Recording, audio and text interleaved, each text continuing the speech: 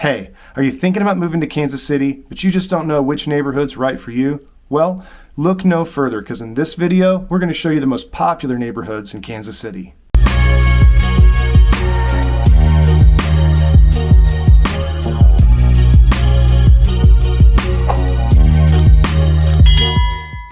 Hey, it's Justin Barrett, the Plains Paris real estate team right here in Kansas City. If this is your first time to our channel and you literally want to know everything there is to know about living, eating, sleeping, playing, and where the best neighborhoods in the city are, go ahead, hit that button and ring that bell. That way you're notified every time one of these videos comes out. Honestly, we get calls every week from people wanting to move to Kansas City. So if you're also thinking about moving to Kansas City or northwestern Missouri, go ahead, give us a call, a text, an email, maybe even lick a stamp and put an envelope in the mail.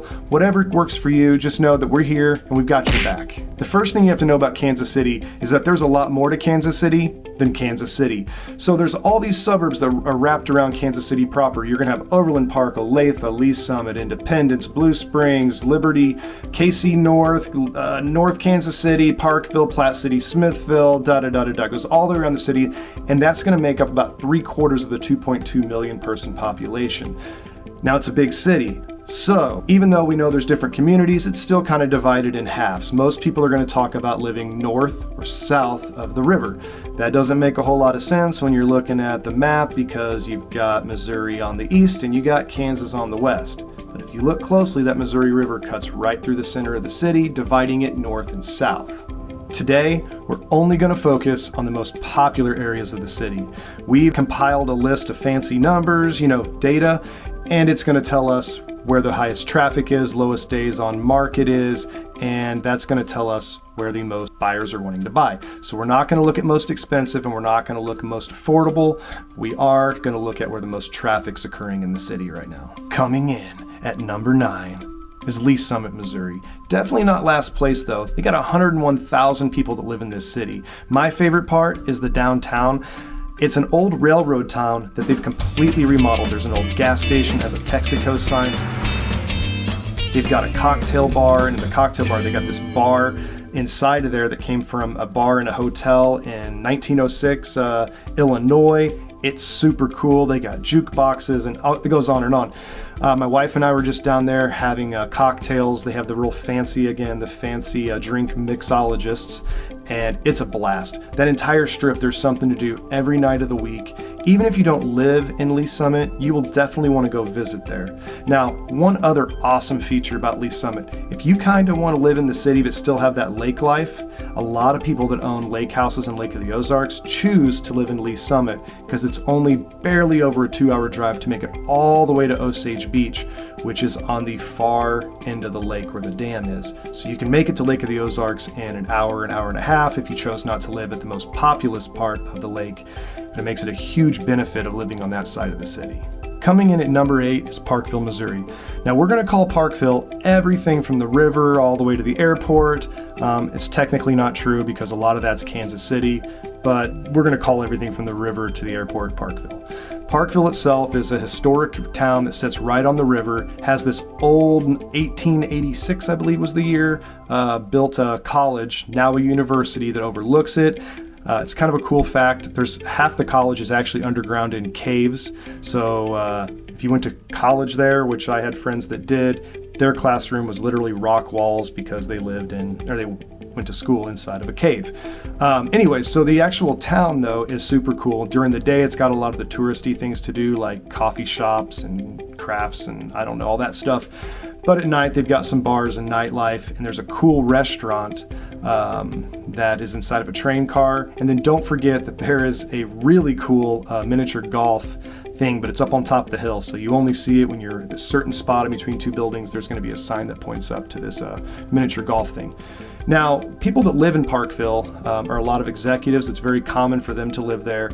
The reason being is they can make it to Overland Park, Johnson County on the back way through 435, on that 435 loop, and they're also only 10 minutes away from the airport. So if they travel a lot, yet they have to be at the office sometimes, it's a perfect little mix of both worlds, and you'll find commonly there's executives that live there. If we move north towards the airport, we're also going to find a shopping district called Zona Rosa. It is the premier shopping in the Northland.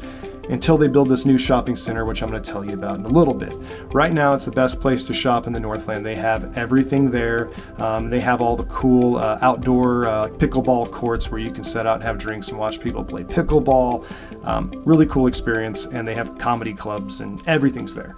So then move a little further north, we're going to make it all the way to the airport. Now you should know about the airport, we're getting a brand new one. The old airport, most Kansas Cityans loved it, but it's not like an airport you're used to. It was multi-terminal. You used to be able to drive right up and walk right onto your plane. There was no room for security gates, and 9/11 really ruined that airport for us. So now we're getting a $1.5 billion airport that's supposed to be completed next year, and that's going to completely revamp that entire corner of the city, is what I expect. So I would imagine we're going to have a lot of development from that point all the way towards the city center. Right now, a lot of it is small acreage. This is one of the only parts of the city where you will find some farm ground, but it's really an intermediate use waiting for that development to occur.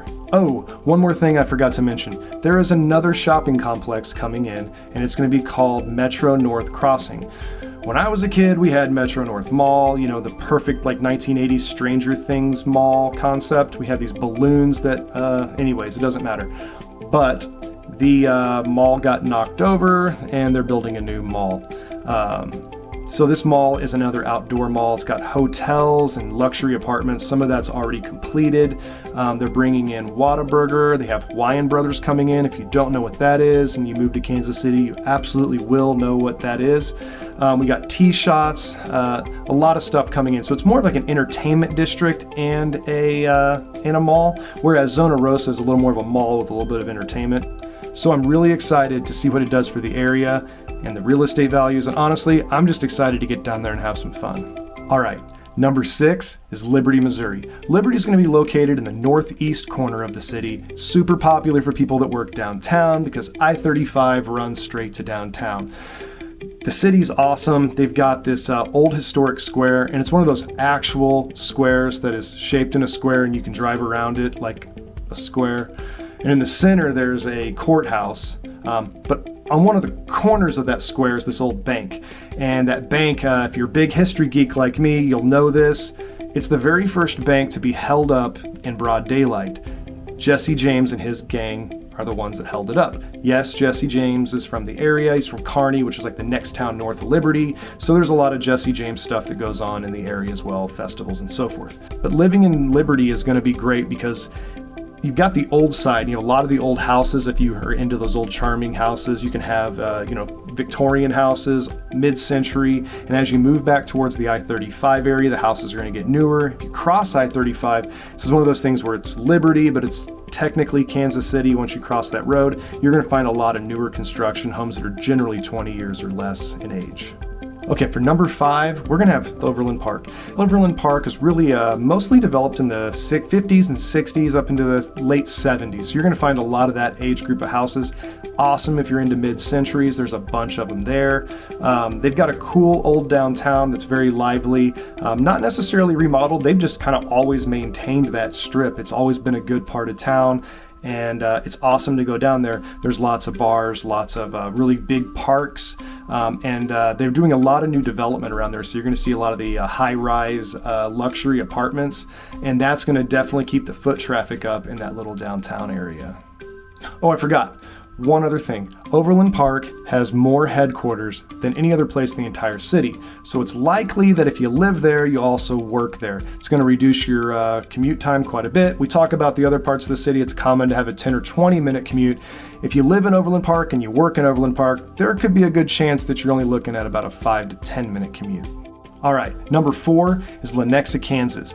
Lenexa is one of these spots where the access is also just awesome from there. So if you work in Olathe out south, you're right off 35. If you want to go north of the river, you're on 35. If you want to go downtown, it's easy. The biggest mall that existed for most of Johnson County's existence is Oak Park Mall right there at 95th. It's very close. So again, most people that are going to choose to live in Lenexa are doing so for the convenience of going to lots of places south of the river. All right, number 3 is Shawnee, Kansas. Now you have Old Shawnee and you have the newer side. Old Shawnee is great if you're into mid-century houses and you like a lot of character. The downtown Old Shawnee area looks like an old Main Street. It's just got that 1950s Main Street feel. They keep it alive. There's still a cool theater that sits there. But then as you move out west, you're going to find a lot more new subdivisions, new development, and it's a hot place for new people moving to the city. Real quick, before we get down to the final two, we should talk about the area between State Line and I-35 inside of Johnson County.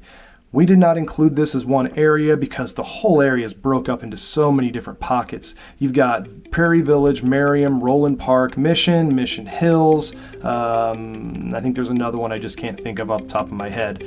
This area is going to vary by price dramatically from Roland Park and Mission, which is the more affordable, like first-time homebuyers can afford to live there, all the way to like Mission Hills, Prairie Village, which is where football players and $1 million+ houses are going to be located. So it's not really fair to bunch that into one area, but I definitely would say there's demand in each one of those pockets individually. But that's not, again, what we're doing this video for.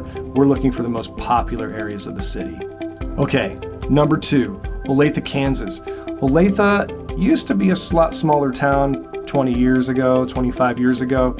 Then Garmin moved their world headquarters from Lenexa to Olathe and has a huge campus there. It has blown the city up. There is so much development there.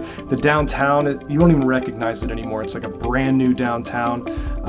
It's very common for people that work in Olathe to work at Garmin. So you'll definitely know somebody that works at Garmin if you live in Olathe. But it's also a great place for people that want to live in the city, but also on the edge of the city so they can kind of escape and they're not in the hustle and bustle every day. There are neighborhoods and pockets right outside of Olathe that feel a little more like country living, even though Olathe itself is anything but. All right, the one you've all been waiting for, unless you fast forwarded straight to this spot. Overland Park, Kansas. Now, seems weird, we just did Overland Park, Kansas, but Overland Park is enormous. It goes from 44th Street at the county line all the way to 199th. So we're going to be talking about the southern part of Overland Park versus the older part of Overland Park. This is going to be the part of Overland Park where most of those headquarters are located at. This is going to be the most lavish part of the city. You're going to find some of the largest houses, the most expensive properties, the best shopping, the best restaurants, the best part of the city to live in. It's a very expensive part of the city to live in, and that is absolutely why everything's there and everybody really wants to be there. Well, there you have it. We shared today with you the top neighborhoods in Kansas City. You'll find that most neighborhoods are loved for their community, not so much their commutability, because commuting in Kansas City is easy. Here in Kansas City, the difference between a neighborhood that you absolutely love and your work is often only 10 minutes, so you'll more often find people choose a community they love to live in than a commute that they can live with. Do me a favor, if there's a neighborhood that you think should have been on this list and it wasn't, go right down below and comment it now. I want to make sure we're sharing all the great neighborhoods of our city. Today we were only going off the math, and I don't think the math lied, but it definitely overlooked some great areas, and we'd be happy to share them and make sure they're in our next video.